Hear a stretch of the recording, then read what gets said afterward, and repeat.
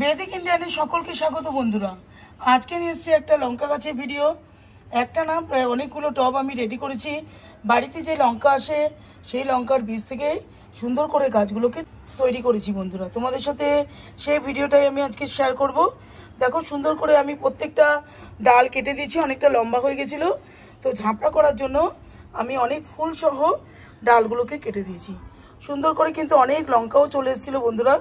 এই দেখো তোমাদের সাথে শেয়ার করছি, খুব ভালো কোয়ালিটির লঙ্কা এগুলো, অনেক ঝাল, যে গোল গোল লঙ্কাগুলো। অনেক জায়গায় লঙ্কা চলে এসেছিল, ফুলে গাছ ভর্তি ছিল।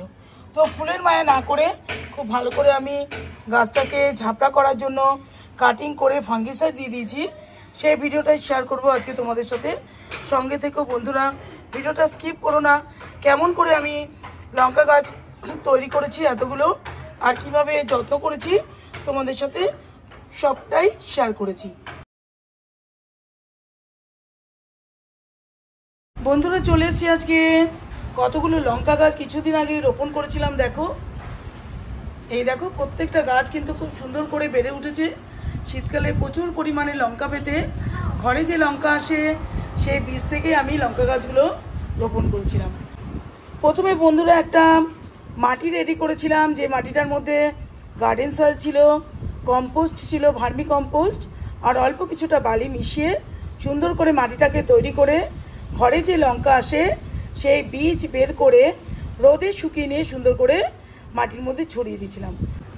ছোট ছোট গাছগুলোকে কিছুদিন পরে একটু বড় হতে বন্ধুরা উঠিয়ে নিয়ে এই যে প্লাস্টিকের জলের গ্লাসগুলো আছে তার মধ্যে সেই মাটিটাকে দিয়ে অল্প অল্প মাটি দিয়ে আর একটা একটা করে গাছ এই গ্লাসের মধ্যে বসিয়েছিলাম। অল্প একটু বড় হতেই শেকড় পুরো ভর্তি হয়ে গেছিলো গ্লাসের মধ্যে। তখন কি করেছি, এর মধ্যে আস্তে আস্তে করে প্রত্যেকটা, দেখো এখানে কতগুলো টব রয়েছে, এই টবের মধ্যে আমি গাছগুলো বসিয়ে দিয়েছিলাম। প্রায় 2 মাস হতে চলেছে। তো গাছগুলো দেখো অনেক লম্বা হয়ে গেছে। মাঝে মাঝে আমি পিঞ্চ করতে থাকতাম, তাতেও গাছ খুব লম্বা হয়ে গেছিলো। তো শেকড় এখন দেখা যাচ্ছে বন্ধুরা, তোমাদের দেখাচ্ছি। দেখো এই মাটির উপরে দেখতে পাচ্ছ বন্ধুরা, মাটির উপরে যে শেকড় চলে এসছে। তো এই সময় কি করব, আমি সার দেব। যদি সার না দিই তাহলে যে ফুলগুলো আসছে সেগুলো কিন্তু সব ঝরে যাবে, একটাও ফলে পরিণত হবে না। তো বন্ধুরা দেখো এরকম বড় হয়ে যাচ্ছিল গাছগুলো, আর গাছে দেখো প্রচুর পরিমাণে ফুলও এসছে। আর দেখো এই যে তোমাদের দেখাচ্ছি বন্ধুরা, সুন্দর লঙ্কা কিন্তু চলে এসছে। তো লঙ্কার ফুলের মায়া আমি না করে গাছগুলো কিন্তু কেটে আমি সমান করে দিলাম। গাছগুলো যদি কেটে না ফেলি, আর একটু আগে আমার কাটা উচিত ছিল, তো গাছ এরকম লম্বা হলে কিন্তু ভালো হবে না, বেশি লঙ্কা আমি গাছ থেকে নিতে পারবো না। তো কাজে কি করেছি, গাছগুলো সমান মাপের আমি প্রত্যেকটা গাছকে এভাবে রেডি করে নিয়েছি। প্রথমে বন্ধুরা দেখো যে টবটা তোমাদের আমি দেখাচ্ছি, এই একটা টবই তোমাদের করে দেখাই। এই যে মাটিগুলো রয়েছে দেখো, সকালবেলা জল দিয়েছি।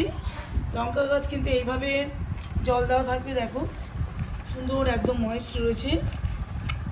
এই যে সুন্দর একটুখানি আলগা করলেই কিন্তু শেকড় দেখা যাচ্ছে, সাদা সাদা শেকড়গুলো। এই যে এরকম করে আস্তে আস্তে করে আমি এগুলোকে হালকা হালকা আগে মাটিটাকে তুলে নিয়ে একটা লাইন করব।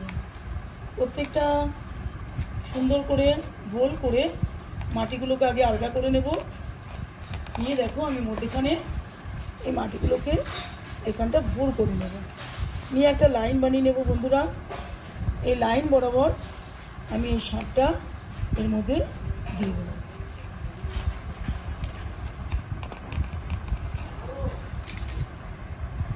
একটা লাইন তৈরি করে নিলাম বন্ধুরা।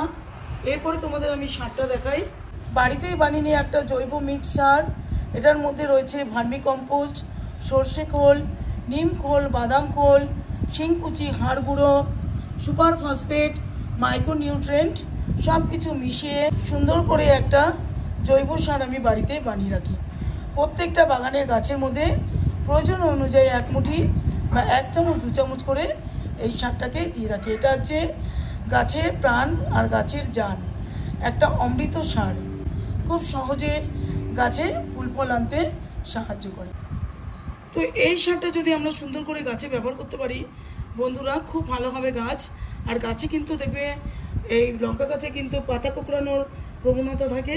সুন্দর করে যদি আমরা গাছে খাদ্য দিতে পারি গাছকে, তাহলে কিন্তু পাতা কুঁকড়াবে না, কোনো পোকা আক্রমণ করবে না, কিচ্ছু হবে না। গাছ সুন্দর করে দেখতে পাচ্ছ বন্ধুরা, পাতাগুলো সুস্থ সবল রয়েছে, তো খুব ভালো থাকবে গাছ। তা কী করবো দেখো বন্ধুরা, আমি এখান থেকে কিছুটা নিয়ে নিয়েছি। আমি অতগুলো লাগবে না, এটা অনেকটা বাগানের গাছ আছে, সেই জন্য রেডি করেছি আমি দেব। তা কিছুটা এখানে নিয়ে নিয়েছি সার, তো দিয়ে দেবো এখানে পটাশ। এখানে রয়েছে দেখো লাল পটাশ ফুলের জন্য। এই পটাশ সার কিন্তু আমাদের অবশ্যই দিতে হবে। তো দেখো 1 চামচের মতো আমি এই সার অনুযায়ী এই 1 চামচ দিলাম, আর একটু সামান্য পরিমাণে পটাশ আমি এর মধ্যে মিশিয়ে দেবো।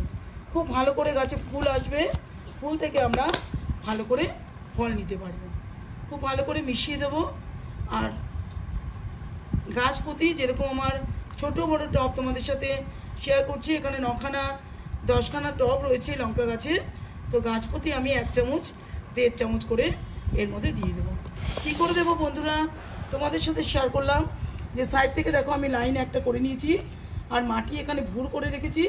তো কি করব, এই দেখো আমি এরকম, যেহেতু এখানে একটু বড় টব, এটা 5 ইঞ্চির একটা টব রয়েছে, তো এখানে 2 চামচের মতো সার আমি বন্ধুরা এইভাবে দিয়ে দেবো। এই 1 চামচ দিলাম বন্ধুরা, আর এই আর 1 চামচ আমি ধারে দিয়ে দিলাম, চারিদিকে সুন্দর করে দিয়ে দিলাম। তো এইবার যে মাটিটা আমি রেখেছিলাম সেই মাটিটাকে আমি সুন্দর করে ওপর থেকে দিয়ে দেবো। আর যদি তোমরা বাড়িতে তোমাদের বানানো চাপান সার থাকে, সেটাও কিন্তু সুন্দর করে সার দেওয়ার পরে দিতে পারো। তো যেহেতু মাটিটা আমি এখান থেকে তুলে রেখেছিলাম, তো সুন্দর করে দেখো পুরো মাটিটাকে আমি লেবেল করে দিলাম। তো এবারে কি করব বন্ধুরা, হালকা করে অল্প অল্প জল আমি দিয়ে দেবো গাছে।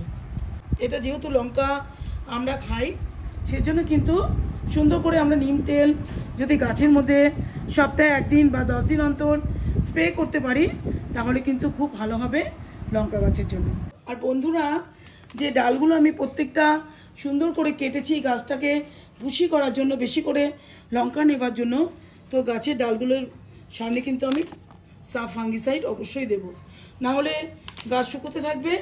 দেখো একটুখানি আমি জল নিয়ে ফাঙ্গিসাইড গুলে নিয়েছি। তো এইভাবে কিন্তু এই যে প্রত্যেকটা ডাল কেটেছি, এই যে এখানে কেটেছি, এই যে কেটেছি, দেখে দেখে প্রত্যেকটা ডালের মাথায় মাথায় আমি সুন্দর করে এই ফাঙ্গিসাইডে লেপন দিয়ে দেবো। তো এই কাজগুলো অবশ্যই করতে হবে। আর নিম তেল অবশ্যই ব্যবহার করবে লঙ্কা গাছের জন্য।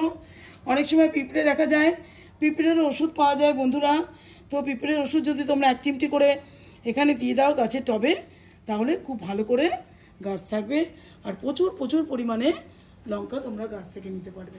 সবশেষে বলি বন্ধুরা, এই যে মাইক্রোনিউট্রিয়েন্ট যেটা আমি ইউজ করি মোবুমিন, এটা যদি সপ্তাহে 1 দিন তোমরা দিতে পারো, বা 10 দিন অন্তর 1 লিটার জলে 1.5 চামচ নিয়ে সুন্দর করে ঝাঁকিয়ে প্রত্যেকটা পাতার মধ্যে যদি তোমরা স্প্রে করতে পারো, তাহলে কিন্তু খুব ভালো করে ফুল ফলে গাছ ভর্তি হয়ে যাবে।